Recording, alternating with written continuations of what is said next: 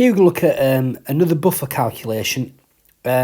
Just like the buffer calculation 2, we've got to work out the pH of a buffer solution, but this time we're looking at how this pH will change when we add a strong acid, rather than when we looked at buffer calculation 2, we looked at addition of a strong alkali.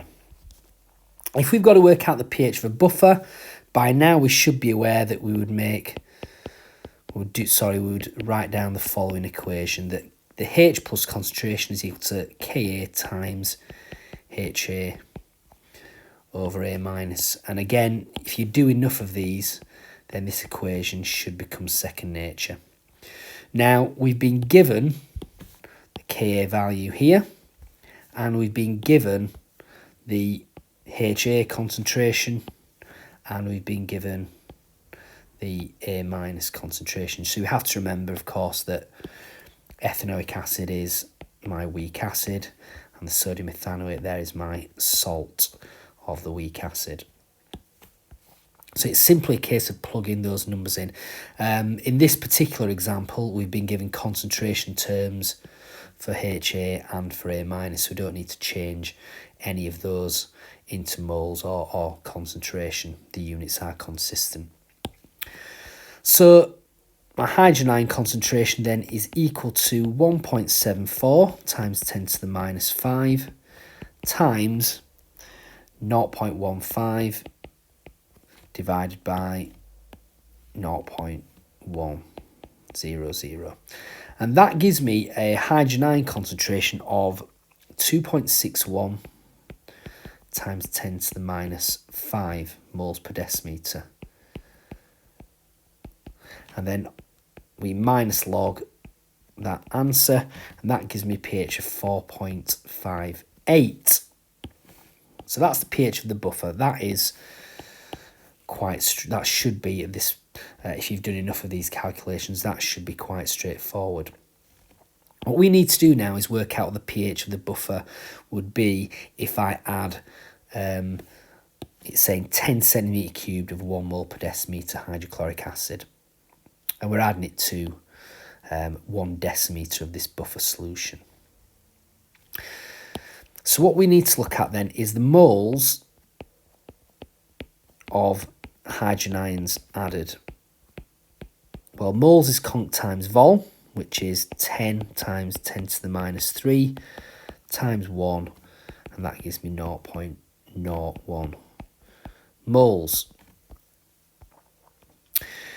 So what we're going to do now is we are going to look at what we looked at in buffer action. Now remember that HA is in equilibrium with H plus A minus. Now, if we add hydrogen ions, the equilibrium is going to shift to oppose the change, and it's going to shift to decrease the concentration of hydrogen ions.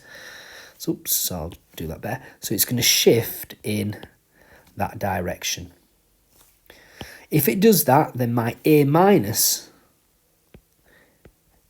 is going to decrease by 0.01. My HA then will increase by 0.01 moles. Because this is in a decimetre cubed, 1000 centimetre cubed, decimetres cubed, we can assume that these are also just equal to moles. So what we do now is we can work out, after the addition of this H plus, the moles of HA are now equal to, well, originally they were 0.15, and we said that they're now going to increase by 0.01.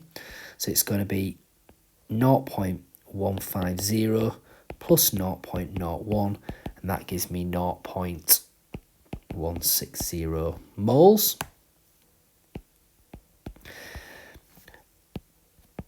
My moles of A minus, well, they were 0.10, and we can see there that they are going to decrease by 0.01, and that will become 0.09 moles. And again, it's simply a case of putting these numbers now will go into this equation here. So now my hydrogen ion concentration is equal to, what's up my K is, 1.74 times 10 to the minus 5 multiplied by 0.160 over 0.09. And that would give me a hydrogen ion concentration of 3.09 times 10 to the minus 5.